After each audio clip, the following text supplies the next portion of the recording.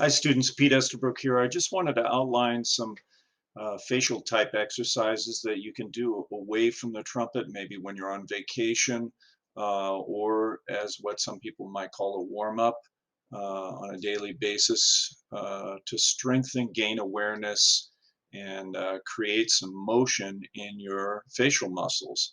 So the first series of three exercises I'm going to give you come from Roy Stevens, who was a teacher in New York. The first one we'll call the bulldog. So make a flat line, roll your lips in towards each other, and then pull the corners down as you push the center up. And hold that for 1 up to maybe 3 minutes till you feel a little burn in the facial muscles, and then rest. The second one, let's call it air to nose.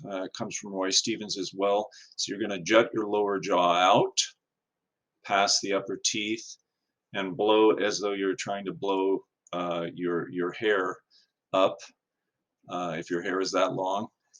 Um, so it's something like this.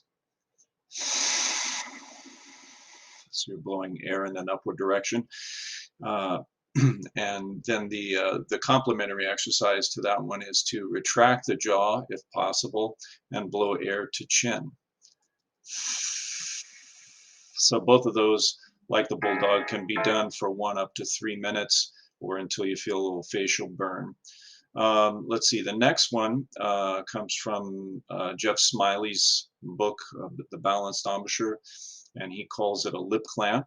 So you would begin in the same way that you would begin the bulldog exercise, where you roll the lips towards each other and you make the red disappear, except this time you're just going to hold the flat line and sort of bunch and pinch down the two lips on each other, bite down on the two lips, not with your teeth, but with each other.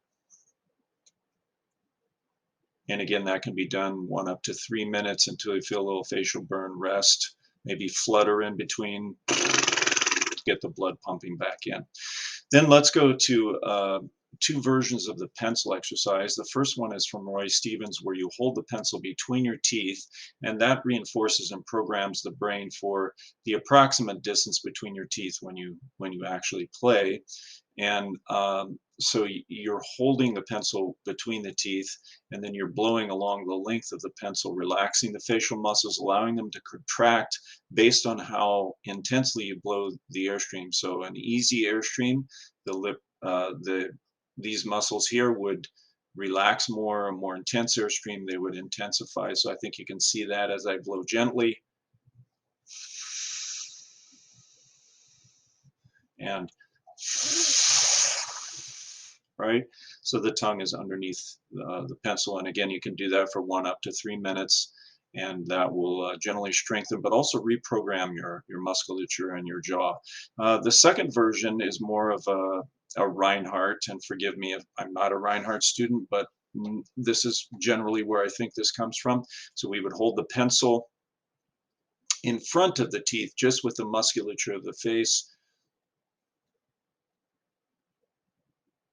and the object being to keep it fairly straight. So again, 1 up to 3 minutes. If you're doing a whole series of these, maybe 1 minute each would be adequate with a minute or so rest in between. The final one I'm going to give to you is called the Hermetic Seal, and this comes from one of my teachers, Larry Marigalano. I find it very effective in helping students locate an embouchure, program the brain, etc. So the basic exercise, and there's a few variations on this, is just to close off the end of the mouthpiece and blow with a little bit of resistance just from the air in your mouth, not necessarily down, way down in your lungs or your abdomen. Just a little resistance there in the normal position. Now, if you want to do some reprogramming, what you can do is you can really roll the lips into an extreme and hold that position. You can maybe intensify the air against your finger. So when I release that, I get kind of a high-pitched buzz. Another variation is to put the teeth together. You can't see really any difference externally, but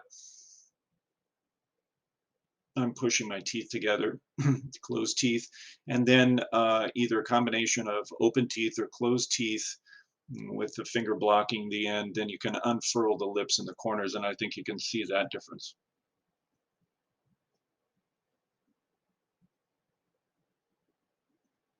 Okay, so that's strengthening the inner orbicularis while relaxing the corners. Okay, that's all I have for you now. We'll come back to the subject when I have some more to give you. Thanks.